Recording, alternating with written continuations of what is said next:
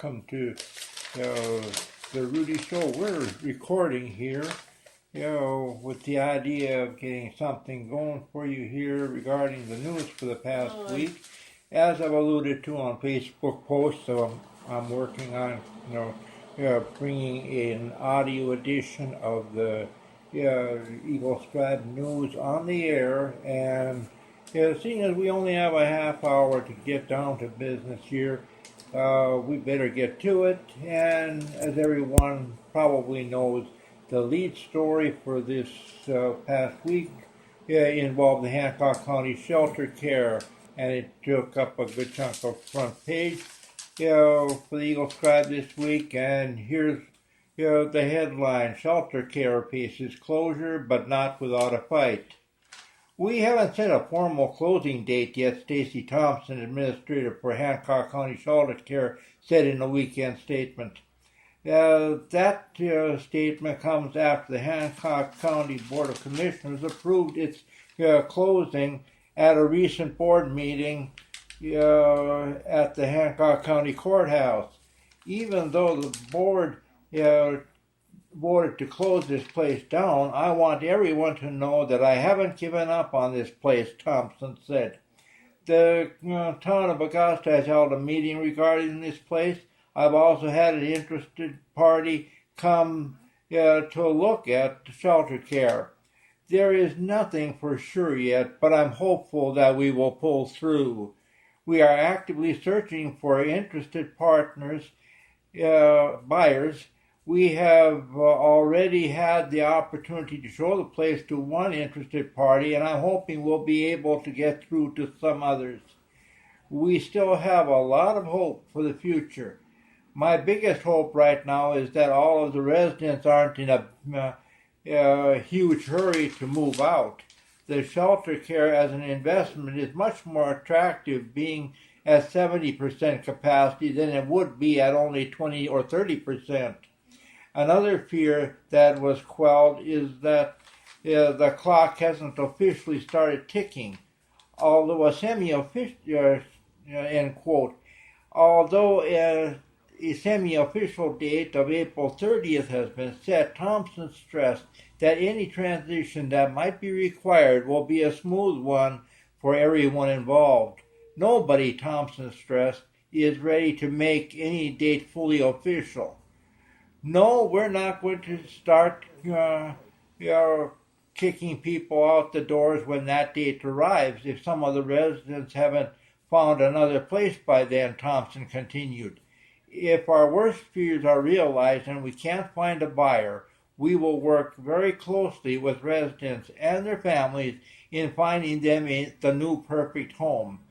For now, it's business as usual, and for the 32 people that live here, this is still their home. End quote. Of course, the next item on the front page of the Eagle Scribe this week involves the Southeastern School District and their board meeting, and we've got a summary on board here. Southeastern Schools buck state on student testing. That was our headline this week. In a continuation of a discussion begun at its December meeting, Southeastern's school board took on the subject of student testing. Recent state rulings have pushed schools to move away from ACT testing by denying funding reimbursement to districts who fail to adopt the state-favored SAT program. Superintendent Todd Fox cited advantages of continuity for maintaining the ACT program despite state objections. Let's not let the state decide this for us, Fox said. The board apparently agreed with Fox's viewpoint.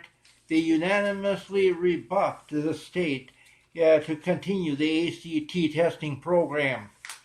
In other board actions of note, they accepted resignation of Keela Wewell as high school science club co-sponsor. They approved Brian Schillian as assistant coach for 5th and 6th grade boys Basketball for the 2015-2016 school year approved Sue Owen as assistant high school girls softball coach, approved Mike Owen as volunteer assistant high school girls softball coach, and finally approved employment of Justin Wood as substitute bus driver. And that wraps up our Southeastern School Board for this month. And we go on to talk about the successes of the Central Southeastern Lady Panthers. They've recently captured their conference title. And the headline for our paper reads, CSE Lady Panthers capture conference crown down Illini West.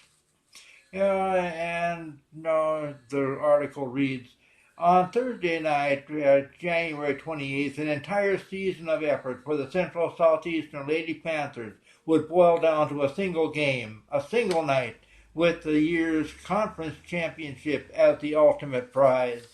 With the Chargers and Lady Panthers deadlocked for the conference lead going into the contest, a second half rally by Central Southeastern would make the difference, with the Lady Panthers coming from behind to post a 43-38 victory.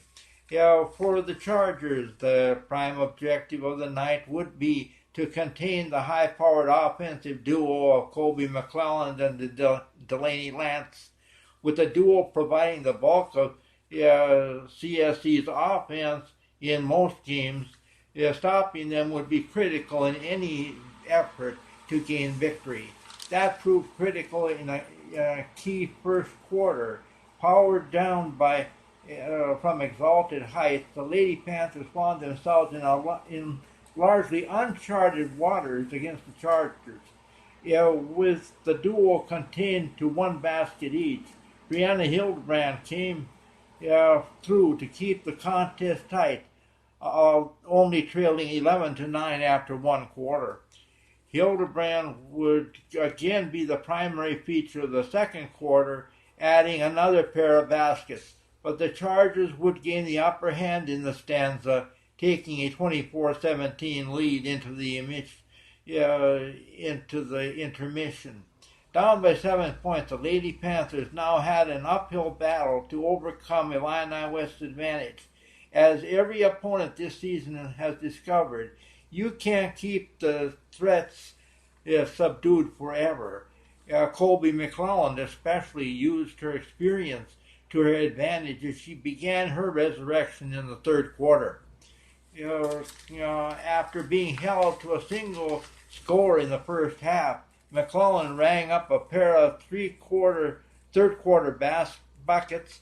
Elena Vance also became part of a CSE insurgency that put the Lady Panthers back in the contest, cutting Illini West's lead to a mere 2 points by period's end, 30-28. This also set the stage for the final push to victory. Coach Matt Long's teams have always been famous for their stingy defense, and the fourth quarter became a textbook example of exactly that. At crunch time, the Lady Panthers would always find a way to come through.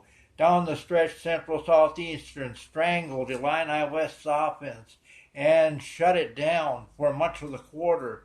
In turn, McClelland returned to form in the final 8 minutes, scoring 7 of her team-leading 13 points. She paced the final push. CSE would extract the final toll, a 43-38 victory to capture the conference crown. McClelland paced the night for CSE with her 13 points, with Brianna Hildebrand following closely behind with 12. Elena Vance came through with 9 points, while one of CSE's most prolific scorers, Delaney Lance, would finish with 7. For Illini West, the Chargers were paced by Mackenzie Patrick's game-high 14 points. Close behind, Aaron Johnson added 11 points to the Illini cause. And that is the essential deal here.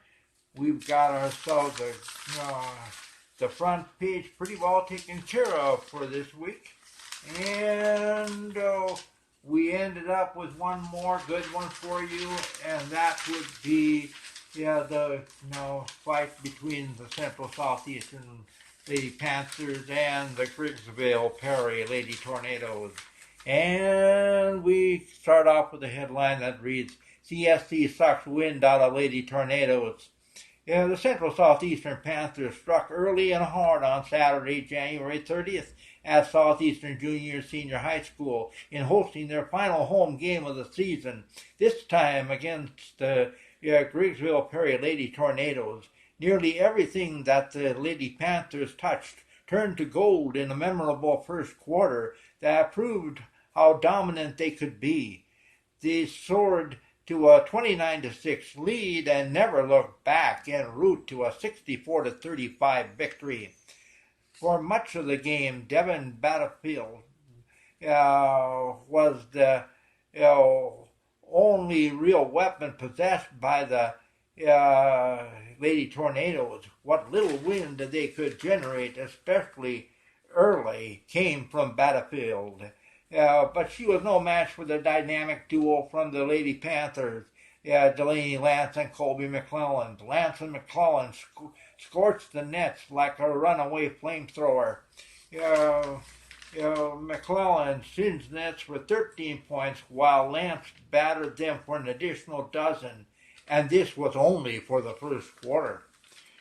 Seeing an avalanche building up steam, CSC coach Matt Long slowed the contest down considerably in the second quarter. But if anything, this only made matters worse for Griggsville Perry. The slowed down pace nearly strangled what little offensive output they possessed to a near zero. By the halftime intermission, any hopes for game drama had already headed for the Southeastern Gymnasium exits. CSC held a 41-8 lead. For the Lady Panthers, now in complete control, the largest priority of the third quarter was to maintain the lead they had built. Lance nearly accomplished that feat on her own. Her deft three-point shooting touch continued in the quarter, piling on the final 8 points of her game-high 23 points pace. CSC to a whopping 40-point margin, 57-17 to conclude the period. In an effort to show some mercy along with sportsmanship to the Lady Tornadoes, Long largely sat down his starting five during the final 8 minutes. Now featuring reserves for the Lady Panthers, Griggsville Perry's one-woman tornado, Devin Battlefield, finally began to flourish. Battlefield scored 13 of her team-leading 22 points in the final quarter. But as they say back on the farm, the cows had already left the barn and were in the neighbor's pasture by now. The Lady Panthers coasted to their 64-35 victory. From the night's scorebook, Delaney Lance paced Central Southeastern with her 23 points, while Colby McClellan added 18 to a solid winning effort. For Griggsville Perry, Devin Battlefield proved to be their primary scorer of the day, coming through with 22 points. And that is a wrap-up for this week. I'm glad to see that we've done some nice stuff here. And from the looks of the time here, I think we've got time to do one or two other small ones. Let's zero in on Plymouth Area News by Joyce Steiner. This is one of the social columns that we feature every week. And here it comes. Know what the good thing about having an average low temperature of 19 degrees is? Well, it is simple. The average low temperature has been 18 degrees for quite a while, and now it is 19 degrees. It means the average low is starting to go back up, which means we are past the low point of winter and are headed for spring. Thursday, an Amish gentleman and his driver stopped by the store. The driver loved my store and kept finding things he needed to take home with him. Good sale. Glad they stopped. They were from LaBelle, Missouri. I don't think I have had any other Amish visit from that community. Sullivan's had an auction on Friday, so I got up early to go to the auction. Had the reward of seeing a very beautiful sunrise, lots of pinks in the eastern sky. Got a few things for the store. I have a Visa MasterCard terminal at my house, which I use for the bed and breakfast and for the store.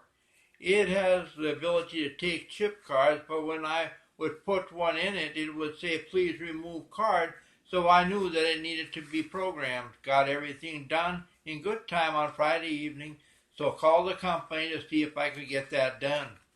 Turned out to be a really good experience. I quickly explained my age and that I was not a computer expert to him. That did not faze him, and I have never worked with anyone more patient. I think it took close to an hour to program my card processor. During that time, we did a lot of talking about other things while we waited for updates. He was 30 and not sure what he wanted to do with his life. As he was so very patient, I suggested medicine or teaching. He mentioned that he had considered teaching in the lower grades. I encouraged him, as there is a great need for males to teach in the lower grades and to be role models for younger children. He said that I did really well and that I did much better than most people he worked with. Guess that means that I can listen and follow instructions. I should now be able to process chip cards, which is important, as I could be liable in case there was a problem with a swiped card. Saturday, Sullivan and Son had a great antiques auction, headed out early and found many things that I could use for the store. Actually bought 4 pieces of furniture as well as smalls. Love Sullivan and Son auction. They are such great guys. Good day. Sunday evening, the Plymouth American Legion had a sandwich, baked potato bar, and desserts. It started at 4:30, so I went up till 5:30. They had a good crowd. Glad that the evening worked out for them, as usually suppers are not held on Sunday evening. I thought it was a good idea, as normally there are not many events on a Sunday evening. Great cinnamon rolls, Colette. And tomorrow February begins, so she wrote this on the last day of January. Another step closer to spring. I have daffodils coming up. Think they will probably get their tender shoots frozen. Also have a lovely trumpet flower blooming in my garage. Took some photos of it and posted them on Facebook. Plan now to attend the Plymouth Pride's second Saturday breakfast. The second Saturday is February 13th. It will begin at 7 a.m. at the Community Center on the east side of the square, of the Plymouth Square. Pray for your friends and neighbors. Scatter kindness. And that's our weekly rendition from Joyce Steiner. And let's see. Let's give the Southeastern FFA a little plug here while we're at it. FFA Land Use Participation. And Brittany Twidwell writes this up for the Southeastern FFA chapter, and it reads, on October 6th, the Southeastern FFA attended the Section 11 Land Use CDE in Rushville. Participants identified different types of soils and the slope of the land. Members climbed into multiple 7-foot deep pits to identify the 5 horizons of the soil, calculated the scope of the land. Slope of the land identified the permeability of the soil, surface runoff, and erosion factors. you know, let's see, I'm losing my place here. Yeah, okay, 8 members went to the section land use CDE. Yeah, yeah, you know, that was Madison Fox, Maddie Ramsey, Natalie Hester, Abby Lance, Mike Jansen, Brittany Twidwell, Austin Myers, and Nathan Dively. And that, I believe, is going to be a wrap up for this week's rendition of the Eagle Scribe for you. We are happy that you joined us for the so-called Rudy Show here, and we're looking forward to having you return for our next rendition. We will be I will be posting these recordings on Twitter. They will be automatically on my Facebook page as well. And we look forward to having a reasonably good listenership. And thank you much for joining in. You have yourself a good day. Bye for now. And as a concluding note here, anyone wishing to subscribe to the Augusta Eagle Scribe may do so by contacting the Macomb office at area code 309-837-4428, or they can contact us at the Augusta office at 217-392-2715, or you can send an email for information to eagle.scribe@yahoo.com. Thank you for listening, and you have yourself a good day. Bye.